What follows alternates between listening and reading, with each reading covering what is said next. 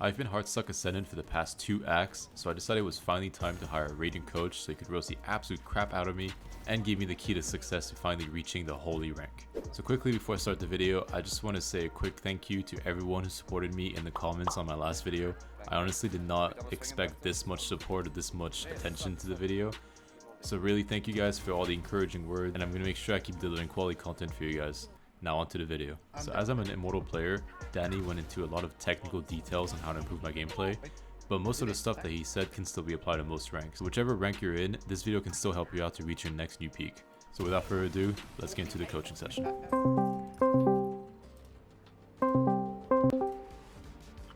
Hello? Hey man. Anything in particular beforehand that you're... Yeah. Long story short, I've been like close to Radiant multiple times, right? But the last 2 episodes I've been hard stuck in MO1. And I'm just trying to see if you can spot out like what mistakes I'm making, because I feel like I got a good understanding of the game. I've been playing CS before that as well. Like I know how these games work, right? But I feel like there's some things, like some fights, for example, one-on-ones that I'm just losing instantly when I really shouldn't be losing them. Like I feel like I'm making some mistakes that other people don't make, right? Okay. But yeah, apart from that, like I feel like to win a game in this ranked environment, I really have to drop 30, 40 frags, right? Just clutch every round possible. I feel like a one-man team most of the time. Okay. So yeah, I'm trying to see how I can become more consistent, because I mean today the only game that I won, for example, was when I dropped 30 plus kills. The other games I might have MVP'd, but I didn't do good enough to carry hard enough, right? Yeah. So yeah, I'm trying to see how I can get more consistent. Okay, sure. Sounds good. One-man Bit team of a gold jet. Sorry. Yeah. What's going on there? Bro, this elo. Let that solo find me. I don't know how to explain it, but it is It'll the help him best. look death in the face. Yeah. Cutting division. One suppressed. One mono. Top off. I would say whenever you swing a wall like that, Yeah. always insta dismiss, no matter what. Chambers, Even if sight's clear. Okay. One enemy remaining. Because there's too many blind spots, right? Yeah. Get in the habit of, especially on Reyna, as soon as you kill one person, instantly move your crosshair to where you think the next place an enemy could pop out from to trade them or swing you from. Right. And then once you've watched that for like a second or two, then you can grab the heal.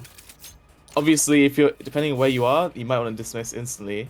But when you're healing, wait a second or two if you can, Do it again. and pre-aim. get ready to. Because then also, if you do get swung by maybe 2 people, you have the dismiss option still, because the orb's still on the floor. Yeah. They found my trap.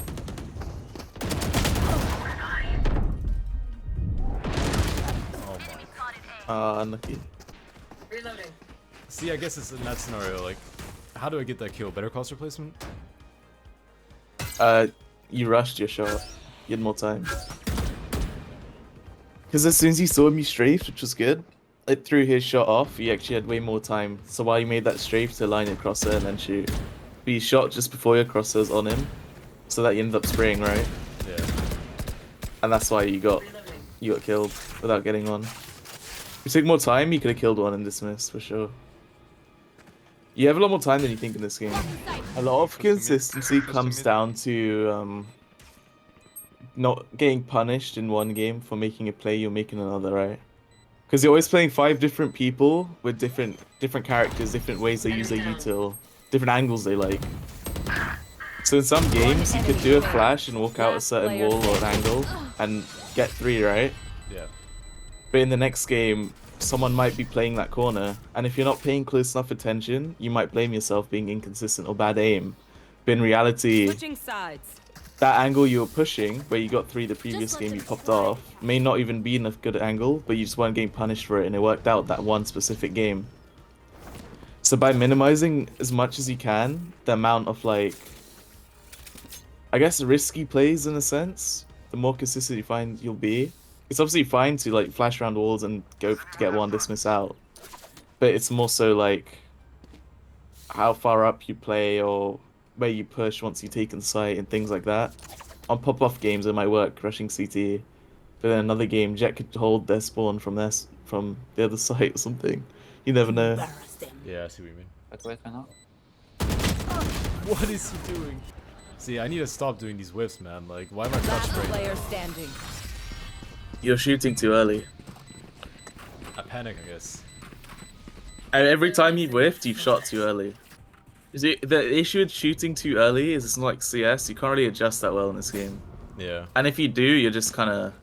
I mean, that's when people in low rank start crouch spraying so much, because crouching helps you make that adjustment. Yeah. I was just gonna say that one round, what I meant. I don't know if you let... So when you saw this guy here, right? When he came round, Yeah. as soon as you shoot here, and obviously you didn't get the chance to kill him, you getting shot, you got weak, you ran away, they're gonna push you, right? If you're the enemy, it's like there's a Reyna weak to the right, we're gonna rush him. So instead of going round and then holding here like you did, yeah, you got the kill, it was a nice shot, everything, right? You know, consistency is all about doing the best option you can, even if something else works. Like I said, one game swinging out here might work, the next game the guy might play there, you know? Yeah, I see. So as soon as like a situation like that, you want to run away and flash like this straight away. Because not only this can do two things, right? They're rushing for you. There's a high chance by the time you run back and throw this flash, he's already out here and he's blind. Because he was already running for you. Yeah? Yeah. And the second thing is they'll back off and you can sort of get out. And then go for a better angle or just completely get out, you know, because you're weak. And that's like the safer way of playing that, for sure. Okay. Does that make sense? Yeah, that makes sense. That round here where you all died, the guy was like here. I noticed he flashed high. This is fine. But, because normally, yeah, of course on site you want to flash high when you're going out on site. But it's a bit different here because normally when you go out on site here, you'd have a KO or whatever clearing the corners for you with a util. Like a dart or a drone, right? Or you had the jet dashing out and looking towards the right or left. When you go out here, they didn't really have util and it's sort of just like a mid-round take. I'd definitely flash close here instead. Because there's also, it was Viper wall up, right? I think. Can't remember. I think she put her wall down like as I was walking up, yeah. Oh, she put it down, yeah. Yeah. But still, because obviously you don't have the util at this point in the round to check close corners. Or like a dart or anything, right? You know, Sova to check backside, which will clear here and everything. I mean, in reality, what's the worst thing that could happen if you flash here and someone was there? They'll just break it, right? And then you have info someone's there. Yeah, So you basically use this as a Sova dart. It's giving you info someone's half wall. Does that make sense? Yeah, I see. What you And the other big thing, obviously, as I mentioned, the Reyna healing thing. I saw you start slowing it down later on, which is good. Like when you grab the heal here, that was good. Yeah. You waited a second. mean. It's a habit. Because think about it, right? If you kill a guy here, and the second I grab heal, there could be someone here, right? Swing straight after. This is most likely the next place I'll heal trade from, right? Yeah. Over here. So as soon as I kill this guy, if I grab heal, even if I adjust to him, make a good flick, I can't shoot my gun and I'm dead. So it's just a good habit to get into waiting a second. Because it's a good like 5 seconds that thing's on the floor. So as soon as you kill this guy, it's good. You can either dismiss out or just wait a second, heal like you did. Very good, and then walk up. Now that round I mentioned where the wall was here, right? One of the most recent rounds. So when it's like a close angle like this, you drive strong through the wall and you'll find there was no one here. Because this was walled like this, right? Someone could have even been pushed up here, right? If you went like that, you'd have died.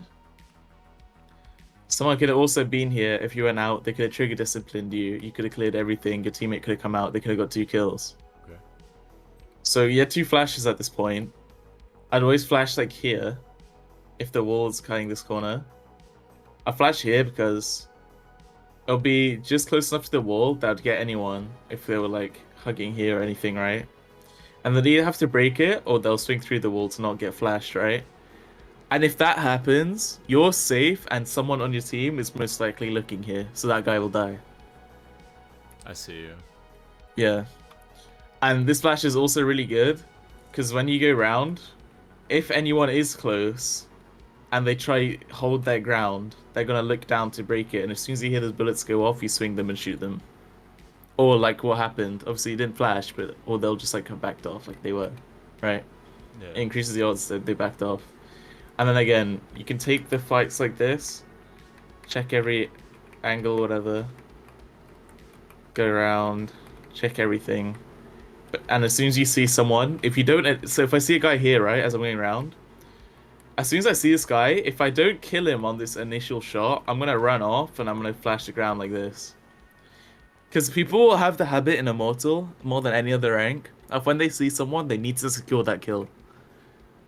Yeah. Even though there's no real rush sometimes, but they just, whenever they see someone, they're like, I must kill this guy. It's just the Immortal mentality. It's always been that way. So you can use that to your advantage and get people, like that situation in double doors. Like I said, you could flash here, and they're probably rushing you, especially if you're weak. They could already be here when the flash is there. They've just swung it blind, right? That happens a lot. Yeah. So here, as soon as you see this guy, if you don't kill him initially, instantly back off and just flash the ground. Huh? Oh, I guess. So you can't flash here. Or if you don't get this, you back off and you hold wide. Yeah. Now, I mentioned holding wide when he got killed by that chamber half wall. So, in this game, you probably know anyway. You probably know to hold wide, right? On, like, close angles. But it's just so big around corners like this or around half wall. Because even if I'm, like, standing here, right? And I'm aiming wide. So I'll be stood here. If I'm the attacker, and I'm going around, whatever, even if I'm shifting, by the time I stop to where I was standing, right? I ping like where this is. And I was standing like here. See, I was still quite wide, even them shifting. Yeah, it's actually insane. It's insane, right? Yeah, yeah. So you want to hold like wider than you think every time it's around a close corner. The only time they'd be closer, right, is if they were really good at movement and they managed to do something like this, right? But even then, it's always good to hold wide like this, because if they do come close, it's a small adjustment, right? Yeah. And if they go wide, because this is shifting, this is like perfect peak, and this is wide. See how they'll either just end up on my crosshair, or I'll only make a small flick here or a small flick there. And it's insanely big on like B around half wall or something, and especially on other maps. Really big on like bind if you're playing around lamps or something. Yeah. So it's very important as well, crosshair placement, to think about what your crosshair is based off which angle. So mine would be on the edge of this box. This is the angle I'm holding, right? I'm holding for swinging off this side of the box. Okay. Instead, if I was back here, it'd be holding for this side of the box. You see how that's different? So you want to think about what angle you're holding here and where they'll come out from. Oh, I see what you mean. Okay. Because if I'm here, it'll be off here, right? Instead. Yeah. I won't see them when they cross here. I'll see them once they cross here on my screen. So if I'm over here, then I'll think, obviously, yeah, I'll hold by here, this side of the box, and I'll hold wide, like this. This is a good amount wide.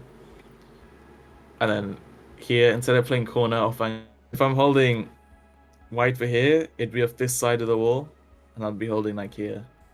So what I was saying was, I'll be holding wide, and this is multiple people pushing me. As soon as I kill one, I'll make a strafe. This will get that guy to be thrown off, right? He'll miss his shot that he's taken, like his first shot, because he's gonna shoot where I just was, right? Yeah. If he's close and trading. So I'll take this shot. I'll then immediately make a strafe to the right or left. And while I make this strafe, use that strafe to make them miss their shot and to readjust your own crosshair. People, when they get a kill, they're not necessarily very ready for the trade. And yeah, they might get the next one. But it's really key to think about your movement just as much as your aim as you get higher up. Yeah. Because if you're a high level player, his teammate just dies here, he's instantly just going to do this, right? As soon as where you were, and he'd be ready instantly. The higher you get, the quicker they'll be to make this trade. And because they're so fast, you can actually use that to your advantage. As soon as you kill the first guy, you can quickly move. And they'll miss that initial shot because they're very quick to make it. And with that movement, readjust to where the guy was. Yeah, okay. Obviously, on a character like Reyna, you can dismiss out and everything. But this is generally how you can see people get like 3 one-taps around a wall or something. Yeah. Also, placement's not just headshot hype, also pre-aiming. So as I go around this wall, for example, obviously I don't need to touch my mouse and I'm on there. So always make sure you're not just worrying about headshot hype pre-aiming. The second biggest thing is sort of like how I mentioned around the wall when you're holding wide. As soon as you kill someone, get used to strafing, right? Like that. And as soon as I make the strafe to the left or right, you want to use that to quickly adjust to the next possible either angle if there's no enemies that you could be traded from, where you think the next person could pop out from, or just in general if there's another player onto their head. Because it's really important. You have more time than you think. And what I meant by this is even if I swing around here, right, and I see this guy, if my crosshair is off especially, I have time instead of start shooting. And what I meant by you have more time than you think is that you can actually, if your crosshair's quite off as soon as you see someone, you actually have time to strafe as soon as you see them rather than make the flick. Because you'll either make the flick or you strafe straight away, or you shoot over here and you'll end up spraying or crouching because you need to make a quick adjustment. Does that make sense? Yeah, I mean, I'm generally dead if I don't hit the shot, but I guess it's better than not moving. Your aim's good. I think you can definitely work on your movement. Okay. Like, try definitely. You can 100% see a guy, and my first action could be another strafe than shooting, and it even works in Radiant. Yeah. That's some people's playstyle who are pro players. They'll strafe before they shoot, because you're throwing them off, and you're making yourself so consistent. Because every time you'll make this strafe, you're always adjusting your crosshair. If I go around here, my crosshair's off him, I'll strafe and make that adjustment. Yeah. It's so either if your crosshair's already quite near them as soon as you go around, I completely stop and then I'll make the shot if it's a small micro adjust. If I miss, then obviously I can do. If I miss, then I can do the strafe or whatever, right? I make the readjust. Or as soon as I see them, I can strafe again. It's like two ways of sort of taking a fight. So in the situation, you went up double doors and there was two of them, right? Yeah. That round. Because there was two and your crosshair was a bit off when you're clearing, and the two people on your left. If I was playing, when I went out and I saw the two on my left and across to the right, I would immediately strafe to the right and use that to adjust to try to get one. That adjustment would have worked because both of them were pre-aimed on that right side double doors, and if you quickly strafed, they would have missed both their shots. You'd have definitely been able to get one. That's what I mean, but you have more time than you think. You may not believe me, but if you did that, I guarantee you would have got one and got out. Oh no, I believe you. Yeah. When I had like the really good games, I noticed that everything is slower in a way, right? So yeah, like you're taking your time, you're moving. Yeah. The best thing I'd recommend as like a little range warm up is shooting a guy strafing and getting ready to make really quick adjustments like this. yeah. And not tiny strafes either. You can make quite big strafes. And then you can obviously do it around a sage wall as well. You could do it like this even to get used to sort of having your crosshair a certain amount wide from it. Obviously they didn't spawn into you, but they can sometimes. Yeah. And if they spawn into you, you can get treated as like someone's trading their teammate or something. You know? Yeah, I see what you mean. Any questions? Not that I can really think of. I mean, I don't think you have a secret recipe to, reaching Radiant, but other than practice. My secret recipe is more time than you think, and use an op on Jet if you can. Opping on Jet is Radiant, handed to you if you can do it well. It's just the easiest thing ever. I guess I'll practice the op then. Yeah, I mean, honestly, Jet opping is just people even in Immortal don't know what to do, and you just switch it up, and you can just win every game simply off just your op. A good Jet on is our worst enemies in Immortal, man. Yeah, the team crumbles when there's that. It's like GG. They do. They panic. They say GG. They lose their mental. They say in all chat, you can only use an op noob player. Yeah. Then they're in the head. So next half when they have a rifle, they're then taking their head off with that, and then they don't know what to say anymore, and the game's doomed. It's just Valorant. Yeah, I've been through it too many times. This game's rough, man. It really is. Alright, cool. Alright, take care. Have a great rest of your night. Thank you. Have you too. So there you guys have it. Massive shout out to Dani. He was super helpful and even exceeded the time limit of the session just to really stay with me and point out every mistake I had and try to give me every advice possible. So if you guys need a coach, please go check him out on Fiverr. He's super affordable, really chill, and really is super helpful.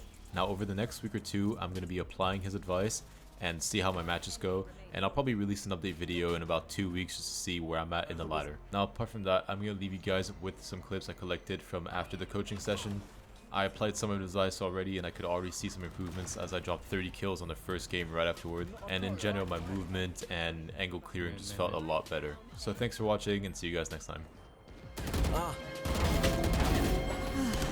Every time I think I gotta go, cause if you see then you gotta know, bitches they only care about the flow, come on you know how the story go, this the shit they never running, they always pretending that can kinda send it in my way, then I just imagine like Lennon that we living like long division, my vision is risen, shout out my homie in prison, shit is deeper than an incision, on the lower level, word of the devil, I can feel the trouble inside, telling me what to do, I never abide, I feel it vibe, the second we vibe, you know we know just how to do it, my style they can never renew it, I bet they know it, every time I think I gotta go, cause if you see then you gotta know, bitches they only care about the flow, come on you know how the story go, every time I think I gotta go, cause if you see then you gotta know, bitches they only care about the flow, come on you know how the story go, She came with a couple of friends, tell them to come on in. I was wondering, do you need someone to fill you in? On the reg, nigga, don't give no fuck about when you mad at me. I'm hitting up with the stand up, more like ain't no gravity. King Chip is what? Good observation. He gon' keep living while you keep observating. Is that even the right? No, but is you hating? Language is the art, so when I talk, I'm creating. I hold